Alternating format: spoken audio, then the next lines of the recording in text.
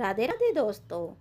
एक सेठ जी जो कि बड़े कंजूस थे, एक दिन दुकान पर बेटे को बिठा दिया और बोले, बिना पैसे लिए किसी को कुछ मत देना, मुझे कुछ ज़रूरी काम है।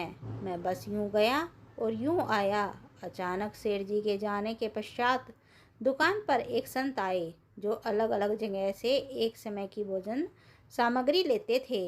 लड़के से कहा, बेटा जरा नमक दे दो। लड़के ने संत को डिब्बा खोलकर एक चम्मच नमक दे दिया। सेठ जी आए तो देखा कि एक डिब्बा खुला पड़ा था। सेठ जी ने कहा, क्या बेचा? बेटा बोला, वो जो तालाब के पास संत रहते थे उनको एक चम्मच नमक दिया था।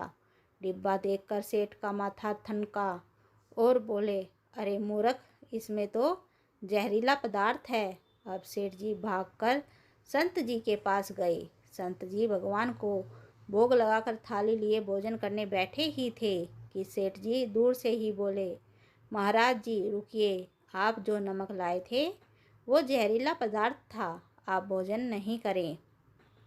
संत जी बोले, भाई हम तो प्रसाद लेंगे ही, क्योंकि भोग लगा दिया है और भोग लगा भोजन छोड़ नहीं सकते। हाँ, अगर भोग नहीं लगता तो भोजन नहीं करते। और भोजन शुरू कर दिया।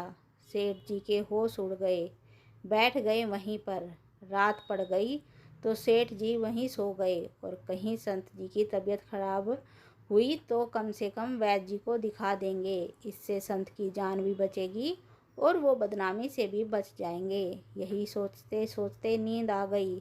सुबह सेठ जी ने देखा कि संत जी सुबह जल्दी ही उठ गए हैं और नदी में स्नान करके स्वस्थ दशा में आ रहे हैं। सेठ जी ने पूछा, महाराज जी तबीयत तो ठीक है?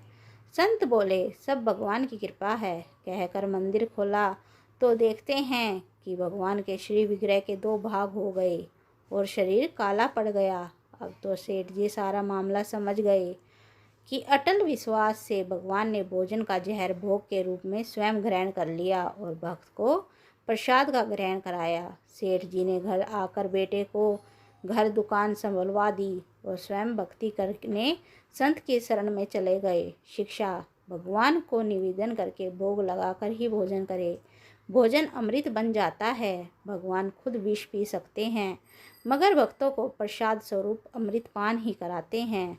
राधे राधे दोस्तों। अगर आपको हमारी पोस्ट अच्छी लगी है तो इसे शेयर कीजिए।